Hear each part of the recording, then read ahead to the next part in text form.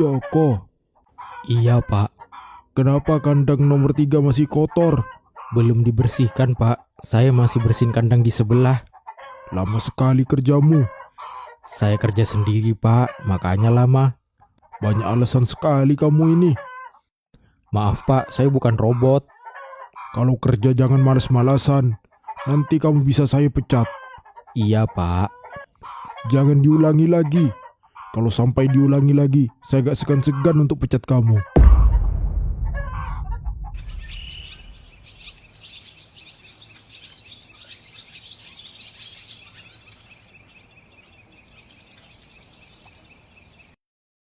Kenapa marah-marah terus sih, Pak? Itu loh si Joko, gak becus kerjanya. Masa bersihin kandang saja lelet. Ya kan dia cuma sendiri, Pak. Gak bisa cepat jelas. Ah, dianya aja malas kerja. Kalau terus-terusan begitu saja kerjanya, mending bapak pecat dia. Sudah, sabar dulu, Pak. Jangan emosi terus. Mending diminum dulu kopinya. Mumpung masih hangat.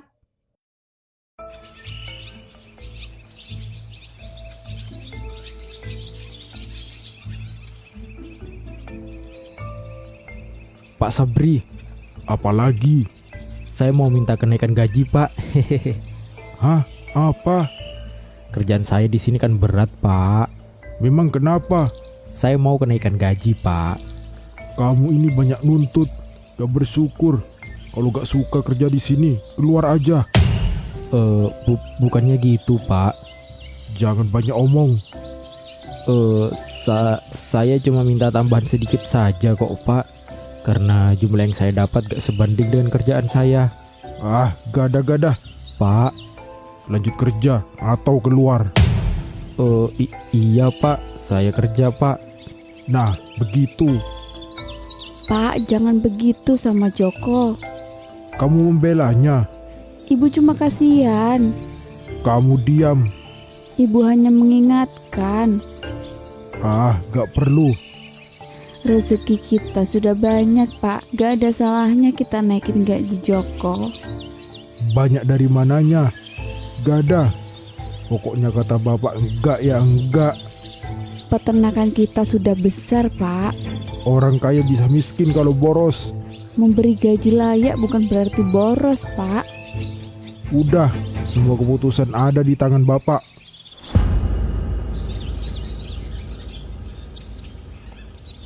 Pak Sabri, Kenapa teriak-teriak? gawat pak. Apanya yang gawat? Ayam di kandang mati pak. Apa? Cepet lihat pak.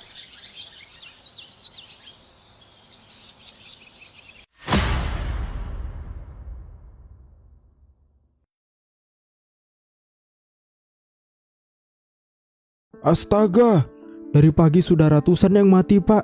kok bisa begini? Saya gak tahu. Kandang yang lain bagaimana? Mulai ada yang mati juga pak.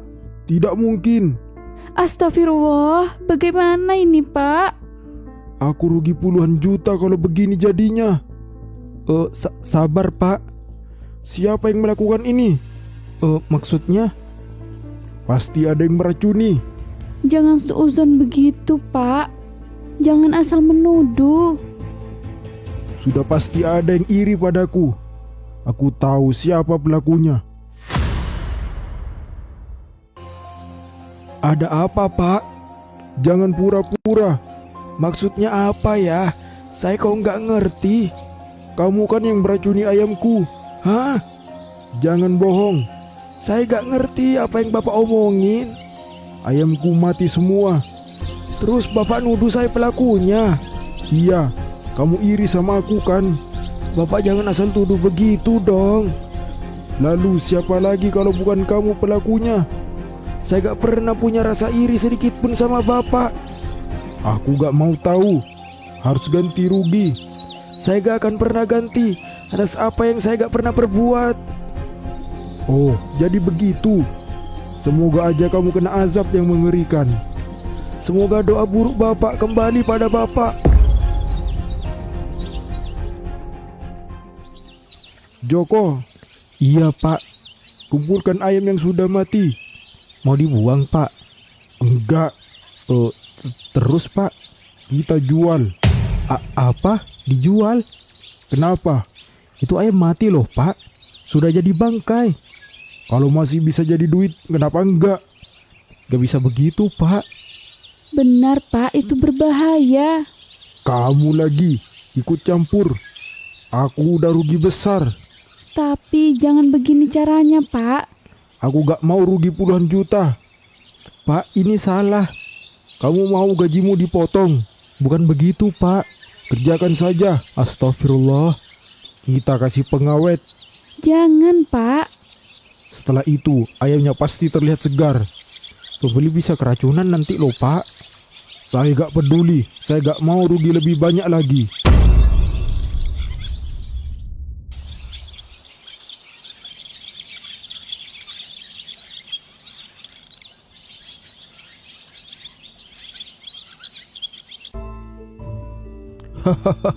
Ayam tirenku laku semua. Astagfirullah. Aku gak jadi rugi besar. Itu bukan rezeki yang halal Pak. Halal haram. Yang penting aku dapat duit. Ibu takut atas azab Allah. Hah? Azab? Apa itu azab? Mana azab? Istighfar Pak. Alah, ibu kebanyakan nonton film azab. Azab itu cuma ada di Indosiar. Sama di channel YouTube Prab Animation. Gak nyata itu. Astagfirullah. 1 bulan kemudian, Sabri mengalami sakit yang tak tertahankan. Badannya merah-merah, disertai panas yang tak tertahankan. Sabar ya Pak. Bapak gak kuat lagi Bu, sakit sekali. Sudah banyak dokter Bapak kunjungi, tapi gak ada hasilnya. Kita sudah habisin banyak uang untuk penyakit Bapak. Apa jangan-jangan ini teguran dari Allah ya Pak? Teguran apa? Tentang ayam itu. Jangan mulai deh Bu. Bapak lagi sakit malah ngomong yang enggak-enggak. Tapi Pak, Aku sakit bukan karena itu. Gak ada hubungannya dengan ayam tiren itu. istighfar Pak. Sudah banyak rumah sakit yang dia kunjungi, tetapi penyakitnya tidak bisa terdeteksi secara medis.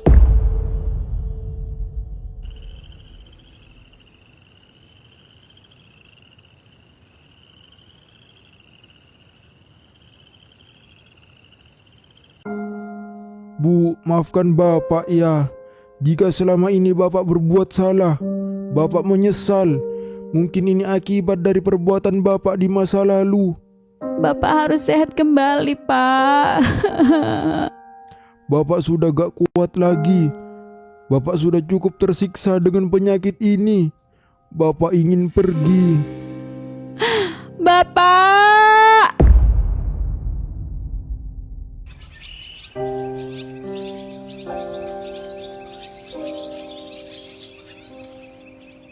Jadi itu yang terjadi. Iya Ustadz, Astagfirullah. saya sudah mengingatkan beliau. Manusia memang tempatnya salah. Saya sedih melihat kondisi jenazah suami saya Ustadz. Kita semua harus mengambil pelajaran. Saat sukses, almarhum merasa paling hebat. Saat rugi, almarhum memilih jalan yang salah. Beliau menuduh orang tanpa bukti. Beliau juga menjual ayam yang tidak layak untuk dikonsumsi demi menghindari kerugian. Iya Ustadz, saya sudah melarangnya, tetapi almarhum tetap melakukannya. Rezeki yang haram mungkin terlihat menguntungkan sesaat, tapi akhirnya menghancurkan. Namun, kejadian ini menjadi pengingat bagi kita yang masih hidup bahwa mencari keuntungan dengan mengorbankan keselamatan orang lain adalah dosa besar, dan kesombongan sering membuat manusia menolak nasihat sampai semuanya terlambat. Semoga Allah mengampuni dosa almarhum suami saya. Amin. Dan semoga tidak ada lagi orang yang mengulangi perbuatan seperti almarhum. Amin ya robbal alamin.